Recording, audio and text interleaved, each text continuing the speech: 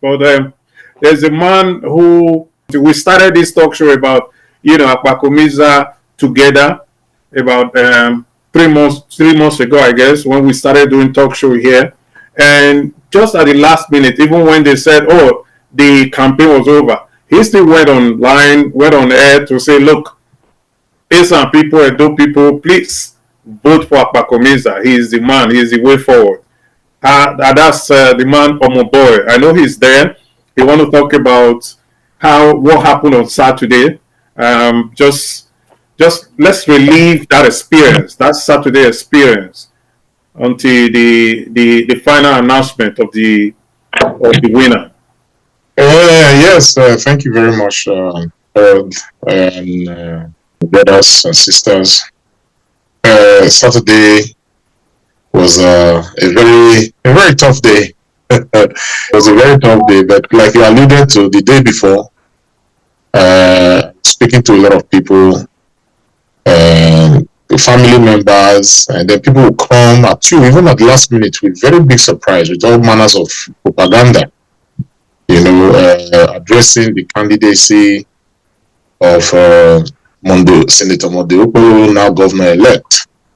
And I felt it very necessary that I try and put my thoughts across.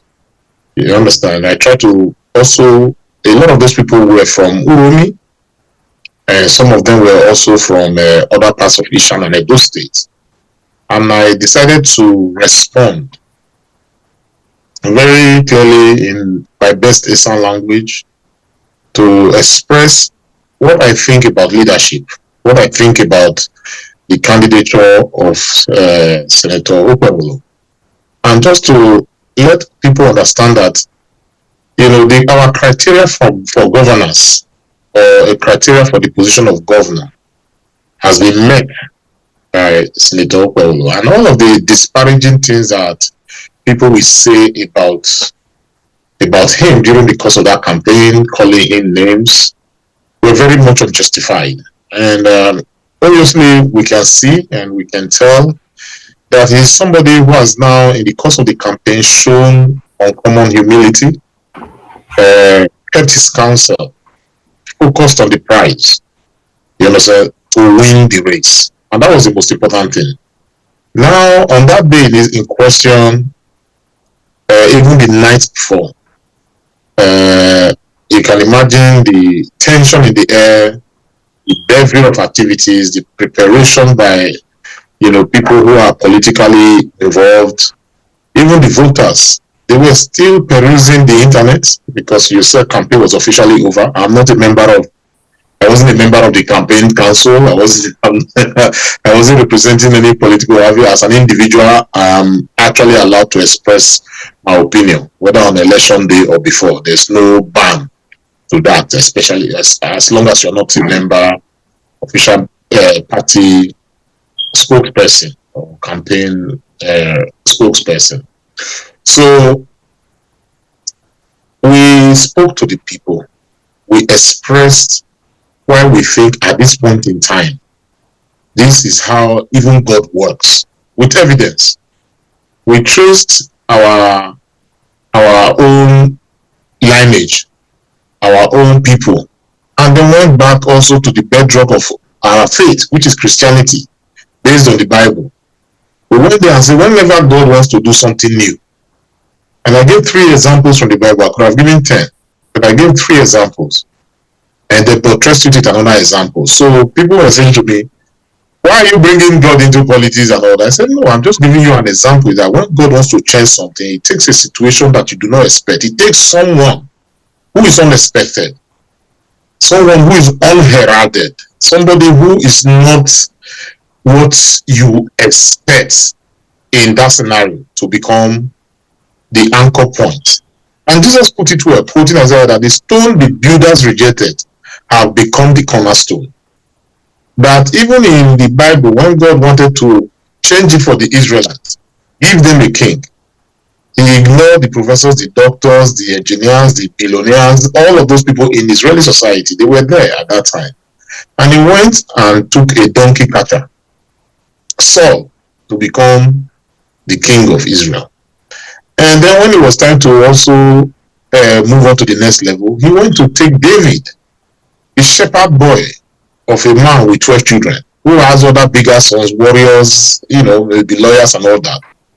So God used he used the foolishness. The Bible says he used the foolishness of this world to embarrass the wise. But at the end of the day, what my point was to my people to say, do not let people intimidate you. Do not be afraid that you are contesting against the governor and his machinery and against the intimidating CV and profile of Aswe Ighodalo. That is not what God is about. God and changing things for Edo State is that He is about to start a new thing, and be part of that. Don't stand in the way of it. And I'm very happy.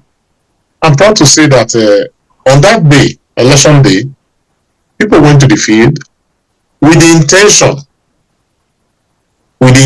to allow one of their own become the governor.